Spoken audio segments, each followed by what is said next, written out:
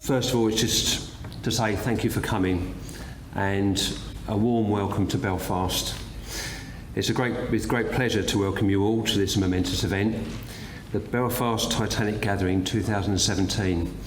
I think we've waited a long time for this one to come. This two-day event has brought together Titanic communities from many different countries, represented by relatives, historians, like-minded enthusiasts. I think it'll be a great opportunity to meet together and share and visit the historic sites where Titanic's journey began. Your commitment and support in taking part in the gathering is really, truly appreciated.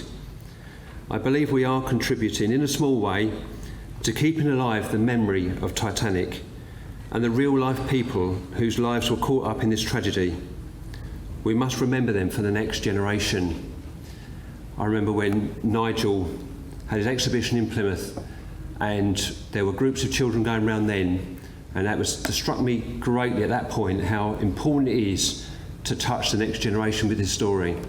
I'm indebted to others for working with me to make our gathering possible. I would therefore wish to thank firstly Titanic Belfast for welcoming us and hosting us in this wonderful Titanic suite today. I also wish to thank the Visit Belfast team for coordinating all aspects of the 2 days. I also wish to thank White Star Memories Limited and White Star Mementos Limited for their support in providing lanyards and welcome packs. And a special thank you for Ian Paisley Jr. MP for his support and for coming today. And he's now going to come and say a few words, after which you will see in your programme there are a few others that will speak. And then I'll come back and I will just follow up with some details for the day. Thank you all for coming.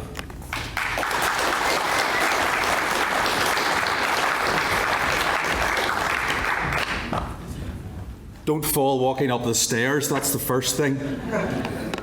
You're all very, very welcome to Belfast and to Northern Ireland, especially to those of you who have never been here before. Now, the one thing that you must do is, if you have any money with you at all, you must spend it all in Northern Ireland. And then write home for some more money and spend that also. And if you ever get back home, to tell your friends and relatives to come back to Northern Ireland, because it's so sunny, it's so dry, you were parched, dehydrated most of the time that you were here, and that you've had a wonderful visit. One of our iconic visitor locations, a site that has become a huge global success in terms of the awards that it has won, for putting right on the map the very, very important history of, well, of course, our nautical history, but our shipbuilding history, and of course the memory of Titanic, which is a crucial memory for us all here in Northern Ireland. And I hope that those of you who are here for a few days will also get the opportunity to visit other parts of wonderful Northern Ireland and take those memories back all around the world with you and tell others to come here and spend your time here. Now, I'm going to do a couple of things. Because I'm a tweetaholic, I'm going to take a few pictures of you watching me, and then one of us. Smile, and that will go out somewhere, I'm sure. It'll get me in trouble and definitely you in more trouble than you're actually worth. But I want to say a few things. Why am I here? Well, I was honoured that Simon contacted me. Simon, as you know, is the great-grandson of Robert Hitchens, the quartermaster who was on the deck of Titanic when the fateful activities and the fateful moment struck. And Simon didn't know of his relationship to the Titanic until he was an adult. And he contacted me, must be almost 2 years ago, a year and a half ago, and said, Ian, I want to pull this event together, can you help? And I was honoured that he actually asked me, a Member of Parliament, to step in and to give some help. And I was delighted that Visit Belfast in particular, through their weight behind this project, they saw the wonderful opportunity there was to reach out and to say to people, yes, this really should be your home for this event. And Visit Belfast and Titanic Belfast in particular certainly deserve a huge thank you for the efforts that they have made in allowing what Susie Miller has told me is the largest gathering of the Titanic descendants possibly ever to have taken place. So we're creating history this morning, and a very poignant history, but a very proper history. Now, why did Simon ask me to do this? And I have an inkling as to why he asked me. And I have a little story to tell about Titanic myself. My father was a Member of Parliament and formerly the First Minister of Northern Ireland. But he was an avid collector of books. And indeed he has his own library called the Bandside Library, and a foundation established there to attract people to look at the books that he read, and there are a wide variety of books from theology through to history, biography. But one of the interesting artefacts that he had in his collection, and he's got a remarkable collection, is a Bible. And a Bible that was on the Titanic and indeed rescued from the Titanic. It belonged to a man called John Harper. John Harper came from a very humble background. He became a Christian, a born-again Christian, as a young man, and he got this urge and this call to preach the gospel and to tell people of their need of salvation. And he was adopted by the Baptist Church, and they realised he had a very great gift of public speaking. He could make very complex issues incredibly simple. And his notoriety at the time was recognised by a man called D.L. Moody in the United States of America. And he invited him to come to the United States and to preach the gospel there. And on one of those occasions, he was invited with his little daughter. He'd become a widower, and his little daughter, who was 4 or 5 years of age, the two of them got tickets on the Titanic. And off they set for Chicago. And of course, unfortunately, events took a different turn. But on that boat, on that ship, on that great sailing, he made a number of impacts. He spoke to people about why he was heading to the United States, about his desire to preach the gospel there. And he told people, as a Christian minister often will do, he told people about their need of salvation. And so he made a number of very important, impactful meetings. And of course, as the ship went down, his little daughter was handed over to someone in one of the lifeboats, and he gave a satchel of some of his precious material. And in that satchel was his Bible. And that Bible travelled to America. But another man was also on the boat on the ship that evening. And as it went down, that man was rescued. But in the water, he was rescued from the water. He was probably the last person to see John Harper alive.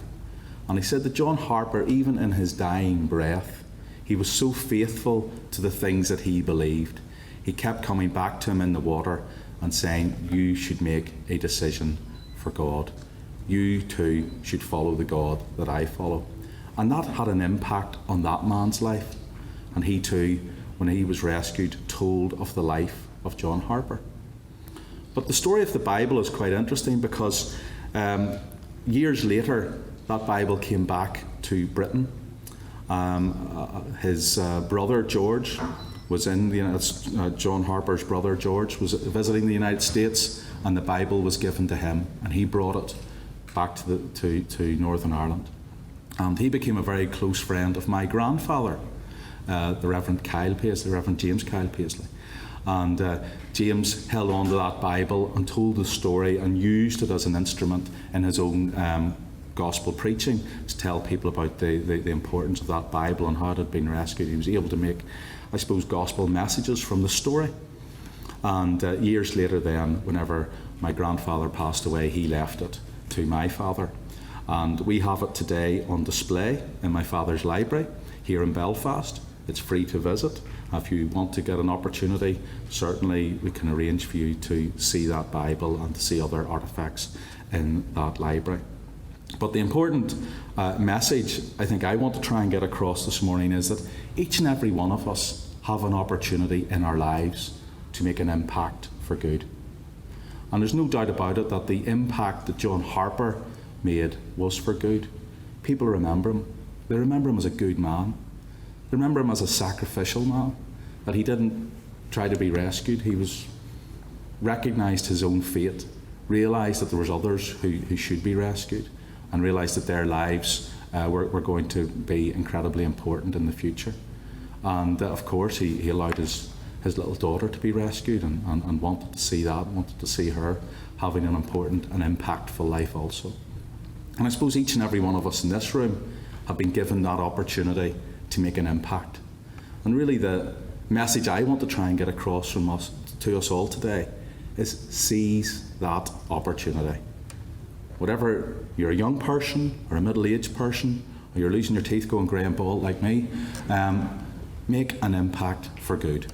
A powerful impact with your life, with the people you meet, and with the opportunities that you have. And today, each and every one of you are having the opportunity to make an impact on Belfast and an impact on the people that you will meet. So you're incredibly welcome. Thank you for coming, and I wish you a very, very enjoyable stay and memory of Belfast. Thank you.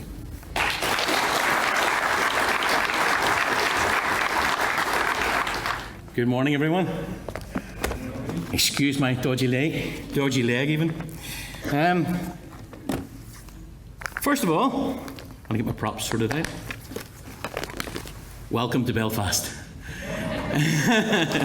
Thank you. Everyone, I think, has a pack. If you don't have a welcome pack, there are plenty at our desk down at the back.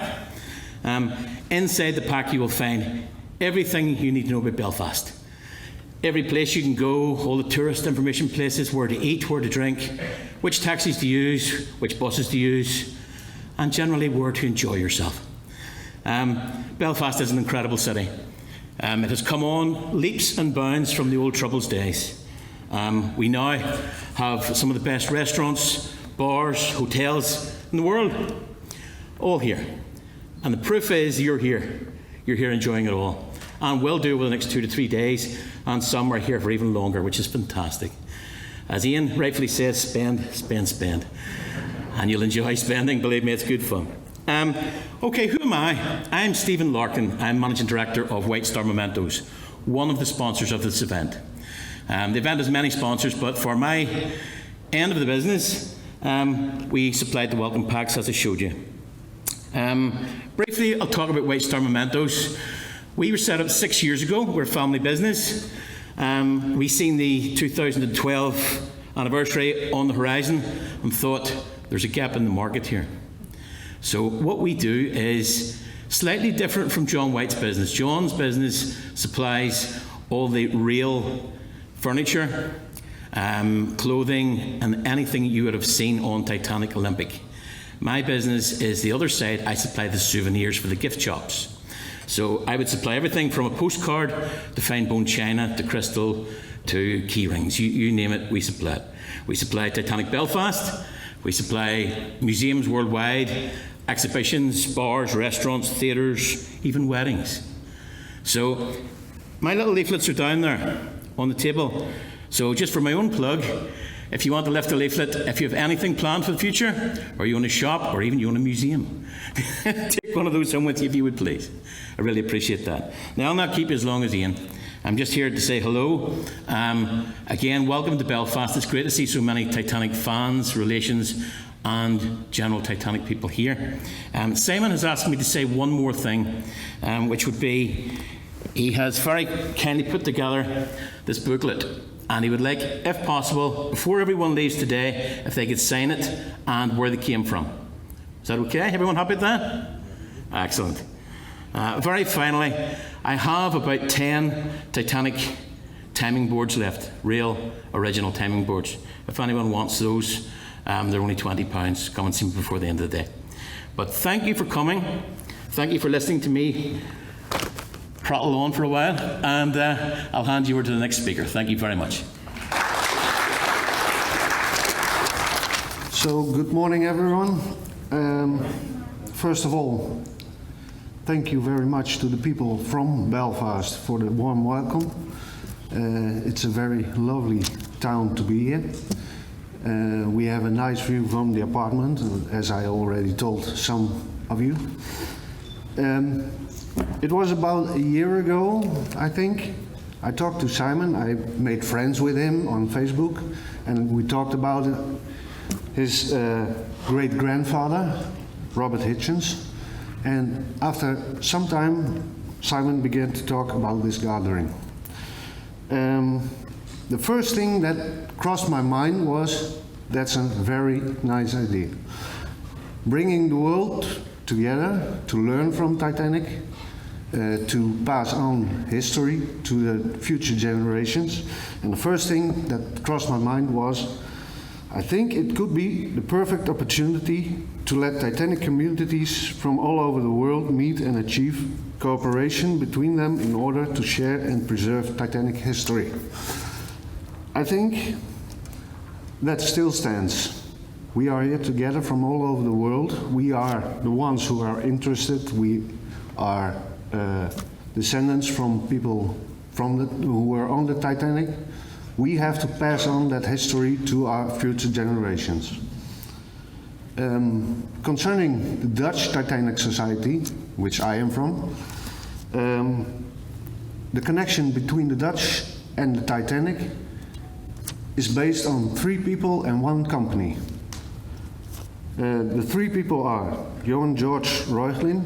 He was a managing director from the Holland America Line who was invited by White Star Line to sail on Titanic. We have also Hendrik Bolhuis. He was a cook for the 2nd class. And we have Wessel van der Brugge, who was a stoker. The family of Hendrik Bolhuis got the message that he died on Titanic late on 22nd of July 1912. And the family of Wessel got the message on 31st of August that same year. The company in the Netherlands who was connected with Titanic, and especially the Harland and Wolff, was H.P. Mudders and Son. They made and installed some of the cabins on board Titanic. The famous Dutch suite, I believe, the Victoria suite, and they were really craftsmen, and we can see that still in some photos made by Father Brown. Simon asked me to tell or to speak a few words.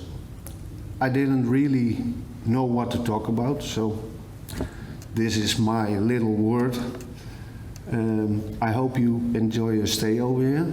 I hope you will remember those who died on Titanic in 1912. I hope you will also celebrate the lives of them, because they they didn't die, but they also lived. I will close this. I thank you very much for hearing me. I hope you enjoy your stay. Thank you. Good morning, everybody. My name is Susie Miller, and I'm here wearing 2 hats, I suppose.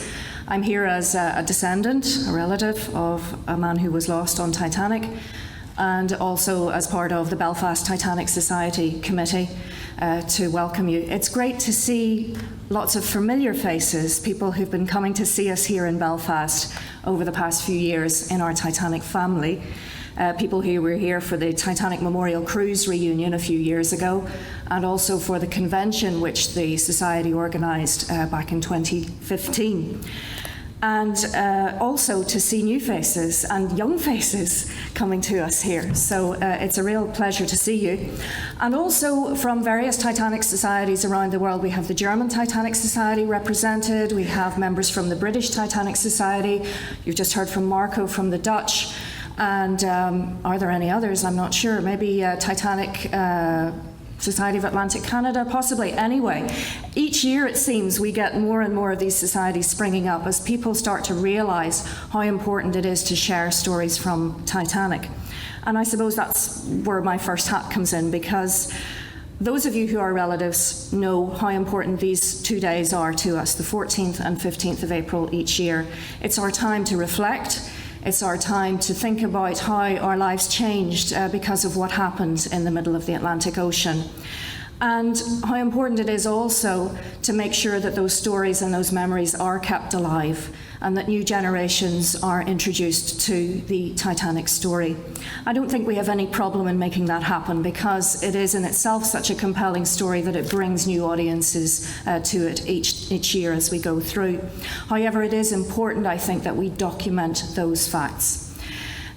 Ian put on to me whether this was the biggest gathering of relatives or not. Possibly it might have been the Titanic Memorial Cruise back in 2012, 5 years ago. But that's not important. Whether it's this or whether it's that is immaterial. What's important is that we're here and we're together and we can share these stories. And I look forward to hearing those from you that I haven't met already. For those of you who don't know Tommy Miller's story, my great-grandfather, I'll give you a quick synopsis. And for those of you who are bored hearing it, I apologise, because it is a well-trodden story. But I'll give you the 2-minute version rather than the 45-minute version, so don't panic. My great-grandfather, Tommy Miller, worked here in the shipyard in Harland and Wolff, and he helped to build the engines for Titanic. But early in 1912, my great-grandmother, Jeannie, died unexpectedly. So Tommy decided that his future was over in America, as so many people from this part of the world were thinking similarly.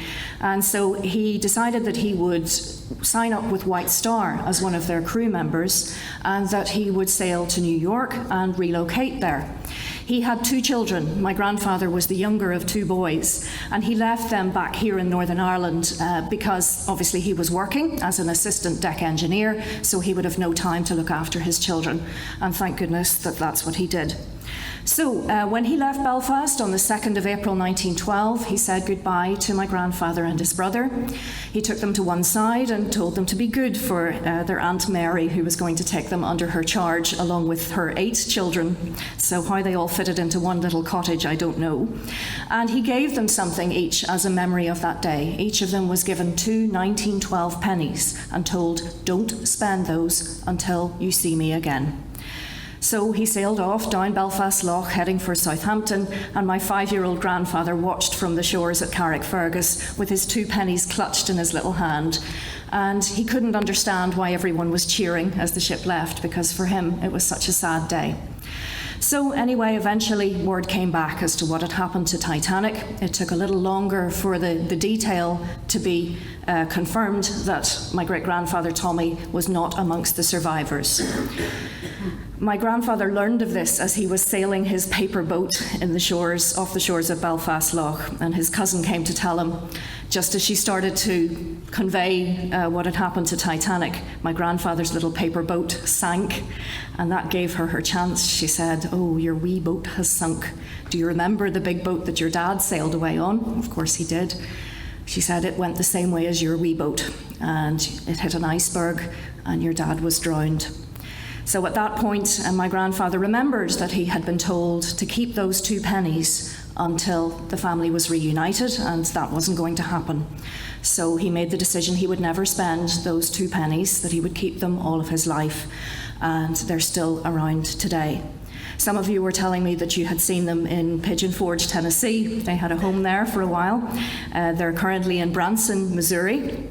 And at the end of May, they will move temporarily to the Ronald Reagan Presidential Library in Simi Valley, California, as they stage a 6-month Titanic exhibition to, I suppose, tie up the fact that Titanic's wreck was discovered during Reagan's presidency back in '85. So I'd just like to say a couple of words about Belfast Titanic Society. We're extremely proud of what we've been able to do over the past 25 years. We're always keen to have new members. You may have noticed on your seats there are pink sheets of paper, A4 sheets, which are some surveys.